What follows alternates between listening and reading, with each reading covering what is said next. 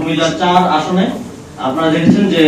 তিনটি ব্যাংক থেকে ঋণ খেলাপি তার বিরুদ্ধে আমরা আইনি লড়াই চালিয়েছি শুরু থেকে এবং সেখানে আমরা বিজয়ী হয়েছি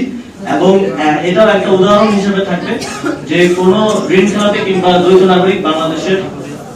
যে আগামী নির্বাচন হতে যাচ্ছে আইন ভঙ্গ করে কিংবা আইনের ফাঁক ফোকর দিয়ে নির্বাচনে অংশগ্রহণ করতে পারবে না। এটা আমরা সকল উপায়ে আমাদের লড়াই চালিয়ে যাব, সেটা আইনি লড়াই হোক, সেটা রাজপথের লড়াই হোক, কিংবা সর্বশেষ প্রয়োজন হলে আমরা সেই আসনে তাকে তার বিরুদ্ধে প্রতিরোধ করতে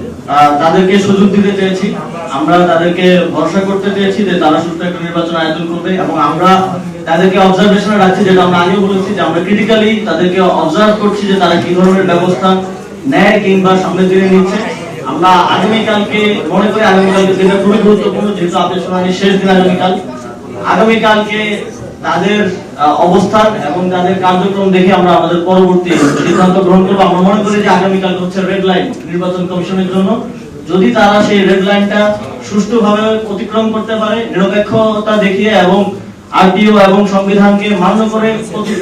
অতিক্রম করতে পারে, তাহলে আমাদের সহযোগিতা অব্যাহত থাকবে। যদি তারা সেখানে ভুল করে এবং সেখানে পক্ষপাতিত্বের কিংবা কোনো ফাঁক ফোকর দিয়ে ঋণ খেলাপি এবং দ্বৈত নাগরিকদেরকে পার করে দেওয়ার চেষ্টা করে, তাহলে আমরা এই নির্বাচন কমিশনের বিরুদ্ধে